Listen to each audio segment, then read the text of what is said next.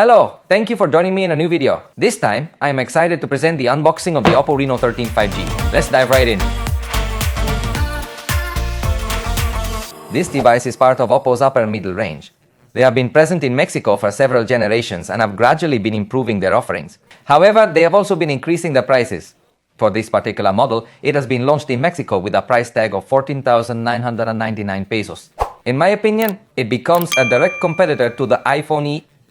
Honestly, competing against that model is not straightforward, but if you place it in competition with other Android devices, we'll observe its performance. However, for the moment, let's explore what is included in its box now that we are aware of its price, since it appears that. At the very least, it will be a box that doesn't omit too many components. To begin with, the box has a pleasant design in this area, and it's worth noting that it provides certain reflections that will likely resemble the reflections on the back cover of the cell phone. We begin with this envelope, which will certainly contain some accessories, so let's take a closer look. The initial items we discover are the quick guide and the usual papers, including regulatory documentation and more. Moving on, we come across a case, which is always a welcome addition. In this instance, it is entirely transparent, fully flexible, with semi-rigid edges and features a unique texture on the inside. Interestingly, the exterior surface is entirely smooth, which means that the texture is meant to create a visual effect rather than a tactile one. In just a moment, we'll put the case on to observe how well it fits. Now, let's proceed directly to the phone. When we remove it from the box, we discover a cover that, by the way, appears significantly more premium than usual. And I believe the unboxing experience gives the impression of a somewhat more expensive device. In this regard, I think OPPO is, you're doing a good job. Now, let's go ahead and turn on the device. I have to say that as a first impression in the hand, it feels very well built. In fact, I must admit that it gives me the sensation of holding the same iPhone 16, which, as I mentioned, will be one of its main competitors. Let me take off this sticker from the back, and here we are, looking at this back cover. As I mentioned, the interesting thing is that they mirrored this exact symbol or pattern on the case, so it will. It truly adds an intriguing touch to the overall unboxing experience, and I must say, it feels really nice. The device itself appears sleek and stylish, featuring a beautiful pattern that shifts based on how the light interacts with it. In fact, it genuinely provides a sense of a polished texture on the back cover, which I must emphasize gives it a remarkably premium touch. Now, let's go ahead and put the case on so you can get a sense of what it looks like in this configuration. I believe it doesn't appear to be just an ordinary plain case. So, in this particular case, I believe I could utilize this phone with the case on to achieve a balance between providing protection and maintaining good aesthetics. It's really appreciated that OPPO makes an effort to offer a case that doesn't appear so traditional and unattractive, which is definitely a positive aspect. However, it's worth mentioning that it is still a basic material case that will likely turn yellow over time, unlike other cases found in OPPO devices of higher ranges, which often come with more durable materials, stuff to prevent them from being clear sleeves. However, that's what we have at this point. Let me save this content so we can continue, because we already put to turn on the cell phone. But we still need to see what else is in this box. We found a small cover. Following that, there is the charger. Let's take a closer look at its power. We are discussing an 80 watts charger with USB-A. I believe this should be a bit more modern. In a device that aims to compete within a high price segment, it's not considered very modern to find USB. Thus, the cable will feature USB-A on one side and USB-C on the other. By the way, it's quite a thick cable designed to support all that current and charge the cell phone quickly. Interestingly, it doesn't have any interior painted with a distinct color, making it less easy to identify, though the thickness does give a clear indication that it is indeed the charging cable. Finally, we discover this key to take out the tray, and those are all the contents we observe in this unit. Now, let's proceed to store everything away and concentrate solely on the cell phone to learn all of its specifications. It measures 7.24 millimeters in thickness and weighs around 181 grams. Honestly, in this aspect, they have done an outstanding job. It gives me the sensation of holding something very similar to an iPhone, a device that's both light and thin. It also features IP69, meaning it withstands water exposure perfectly, even at depths of about 2 meters for up to 30 minutes, and can handle pressurized jets of hot water. On OPPO's website, it even mentions that if it falls into a pool, nothing will happen to it, which suggests a high level of resistance. At this price point, it's still not something we would typically consider common. On the front, there's Gorilla Glass 1, and for your reference, this is considered inferior to Gorilla Glass Victus. And I can't comprehend why they decided to add these backgrounds. It's such a terrible thing. we're definitely going to turn it off because it's truly annoying for me. Okay, it looks like with this change, it should work correctly now. Let's check. Oh no, it can't be. Let's take another look here. I believe we can turn it off here and that should do it. Let's indicate that we don't like it, so they might consider removing those things. And there we go, that's much better. What a difference it makes. Anyway, the screen measures 6.59 inches across diagonally. It is a relatively compact device. In a market of huge devices, this one we could say is medium. It has a full HD resolution of 1256x 2760 pixels and offers 120 Hz in its refresh rate. It's obviously an AMOLED display, plus it supports HDR content. So if you compare it, for example, with the iPhone 16e, the screen is spectacular. But, well, all cell phones have a better screen than the iPhone E in that price range.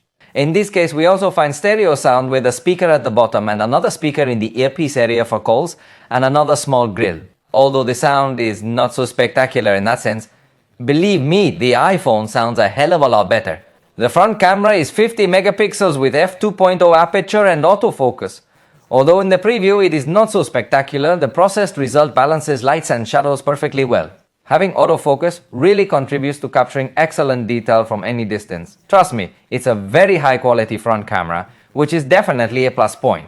And regarding video recording, keep in mind that it allows us to achieve up to 4K resolution at 60 frames per second on the front camera. Alright, so far everything is going perfectly. As for OPPO, on the back we will find a 50 megapixel main camera with an aperture of f1.8 along with optical stabilization and autofocus. Then the 8 megapixel ultra-wide camera with f-aperture 2.2 and also autofocus. That's pretty cool. But what do you think? The third camera? I can't believe it. A 2 megapixel monochrome camera with f2.4 aperture and fixed focus? Well, let's not pay too much attention to this one. Consider that it has two cameras. They would have invested in better quality speakers instead of putting this camera on it. Here we are observing the result with the ultra-wide camera. To me it looks quite good, not exactly at the high-end level, but it's still acceptable. The quality of the main camera also appears to be good. I would have preferred to see some collaboration with Hasselblad in this area, but unfortunately we don't get that precise color rendition. Next we see photography with the 51mm 2x zoom, and it seems to take advantage of the sensor's high resolution. Now you're looking at a 5x zoom and I believe it optimizes well, but it lacks a telephoto lens, so it's evident it won't be its strong point. The zoom, the maximum zoom it permits is 20x, and I must say it's not a poor outcome, but I think that within this price range there are better options available for zoom. The camera system, in my opinion, hasn't been very remarkable.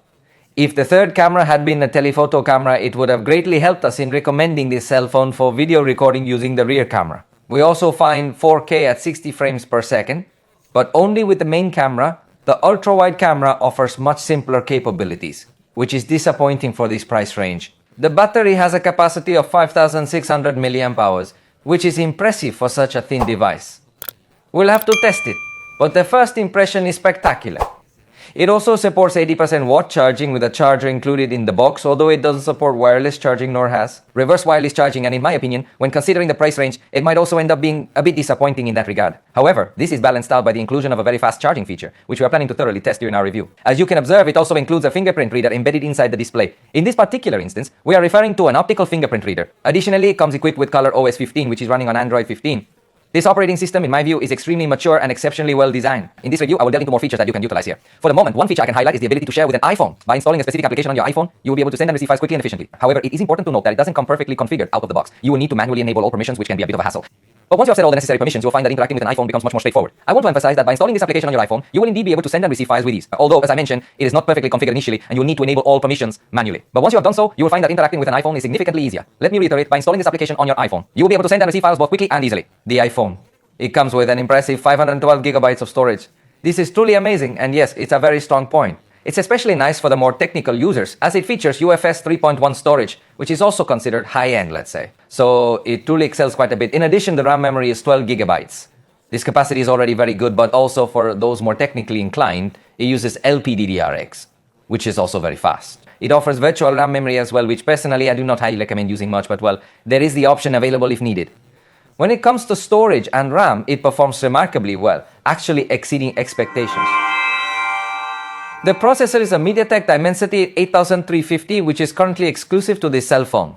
As of now, no other phone is utilizing this specific chip, so we don't yet have a clear benchmark for its power. However, if you're curious about performance tests, it scored 1,320 points in single core and 3,931 points in multi-core on Geekbench. I believe it holds up quite well. In Antutu, it obtained 11,56,581 points. For those more technical folks who enjoy looking at all these numbers, it might indeed come out a bit below what they expect. Clearly, within this price range, you will find devices that are more powerful, offering more capability. However, the truth is that it provides sufficient power for a lot of people. I don't believe that social networks require more power, everything will function smoothly. I even think that video editing will be handled quite well, although I must insist. It is not going to be the most powerful cell phone in the segment, but I sincerely believe that it can compete well. I would have liked to see more attractive cameras for both photos and videos, because in that sense is where I was a little disappointed. But stay tuned, because in the video review, I will tell you everything. You will see the results of the photos, how it does in games, how it does in applications and battery tests. We've come to the end of this unboxing for now. I hope you enjoyed it. If you did, feel free to let us know and we'll see you next time.